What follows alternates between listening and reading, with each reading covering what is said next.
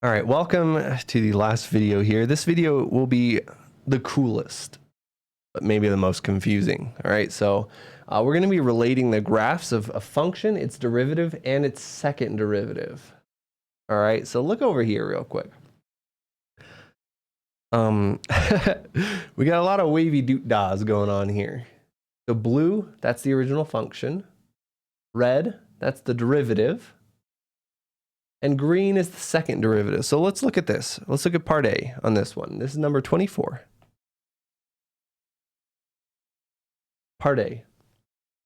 What is f of 2? So all we have to do, ignore the derivative, ignore the second derivative. We don't care about the derivative and the second derivative here. It just wants to know what is the function value at 2. You find the function's the blue one. And when x is 2, that's right here, y is going to be 3. So that's it. F of 2 is 3.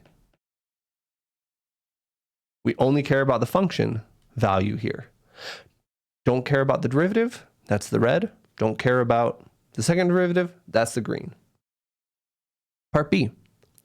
Solve f of t equals 1. So again, another way of saying that is when is f of t equal 1?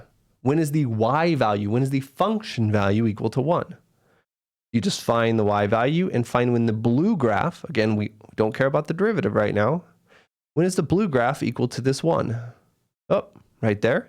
That's going to be when t is 4. And right there, when t is 6.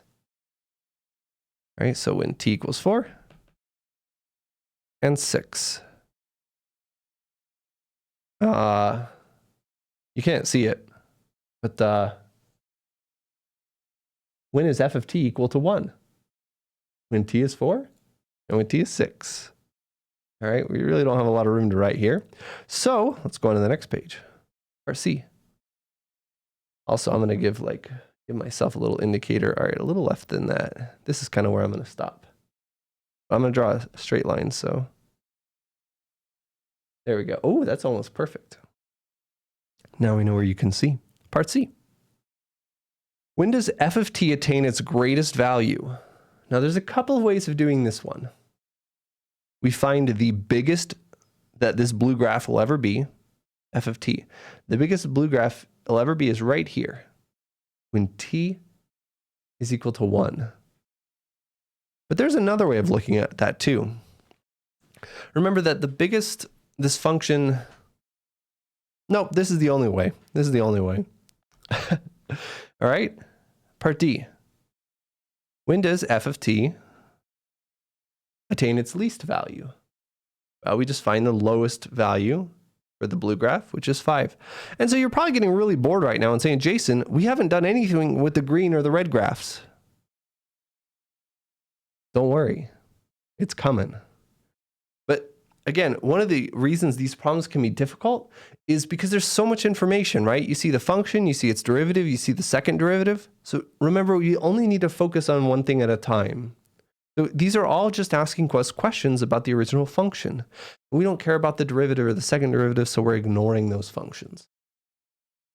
Part E. When is the rate of change? Rate of change. That's derivative. When is the rate of change? When is the derivative? What is it at t equals 7.5? So this is 5, 6, 7, 8. 7.5 is right here. What is the rate of change? Right here. We need to figure out what is the derivative here. Remember, the derivative is the red graph. So the derivative is 1. The derivative is 1, and what are our units here? You can't see it, but up there it says t is in minutes. This is going to be 1 unit per minute. It's a rate. We don't know the function value units, but we do know the time units, so we'll say units per minute.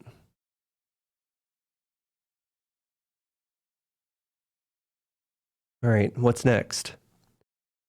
When is the function decreasing at a rate of 1 unit per minute? Decreasing means negative slope. Negative slope means negative derivative. So when is the rate of change, derivative, When is the rate of change equal to -1? Well, red is the rate of change. You just have to find out when this red graph is equal to -1. -1's right here. The red graph equals -1 at 3 minutes. You can write t equals 3. 3 minutes is a better answer here. But we'll just write t equals 3. When is it decreasing? When is the function decreasing at the greatest rate? When is the slope the most negative? All right. Oh, yeah, definitely 2.5 and 3.5 for when the slope is -1. The book is kind of far away from my old man eyes. 2.5 and 3.5. The minimum is at 3, but that's not when it's -1. It's a little bit below -1. But yeah, it's decreasing at the greatest rate. The biggest negative slope. The slope is the derivative. It's going to be right here when t equals 3. And notice, we say it's decreasing the fastest when t is 3. Well, look at the blue graph. Do you think the blue graph is decreasing the fastest around here? Sure. This looks like the steepest downward slope. I buy that. It's also when the derivative is the most negative. And last but not least, part H. When is the function increasing at the greatest rate? When is the derivative the biggest? Maybe right here around 7. So H, you can't see that. About 7 minutes. And again, around 7, notice it's going up, and it's pretty steep right here. And there's some other things to comment on for the second derivative here. We don't really need to. Not yet. That'll come into play more into 2.3 next week. All right, so you have that to look forward to. All right, so that's the first thing I want to look at. Next, let's play this on hard mode. We're going to look over to figure 23,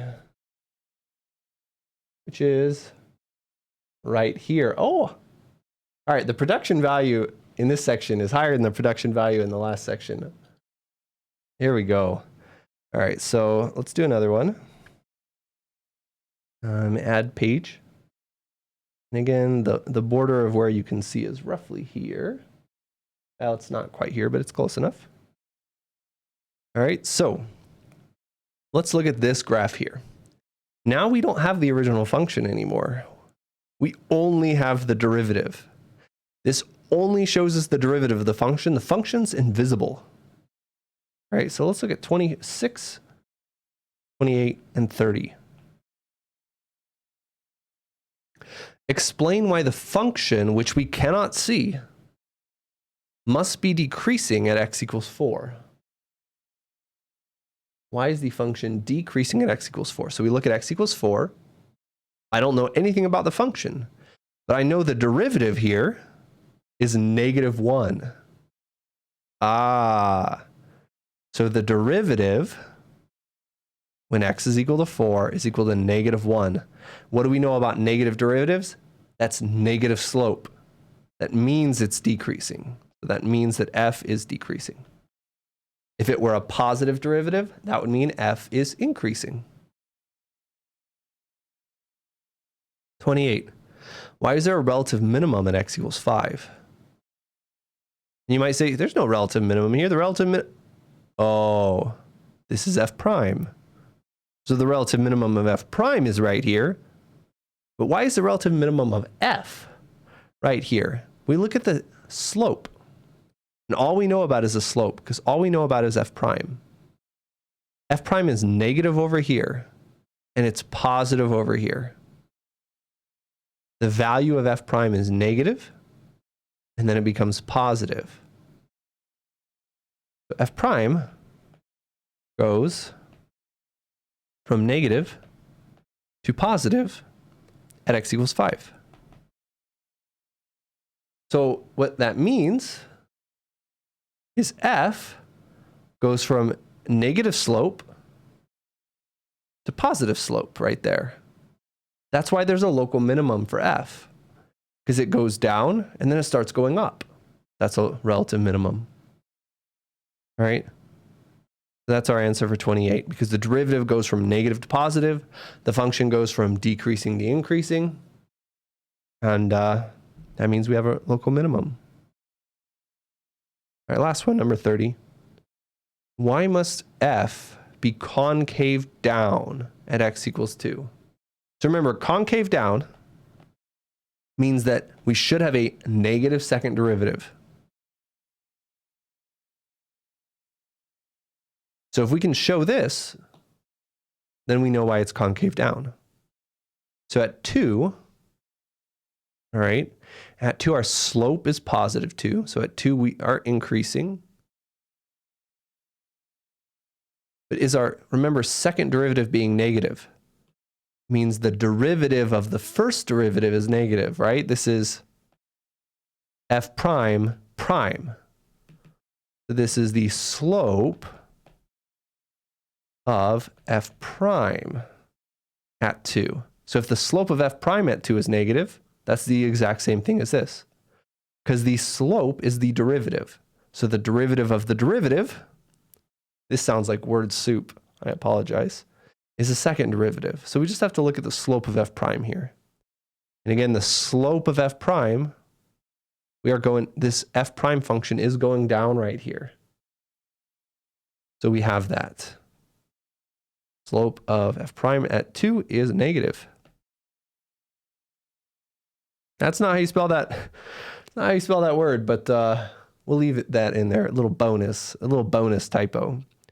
All right, so concave down.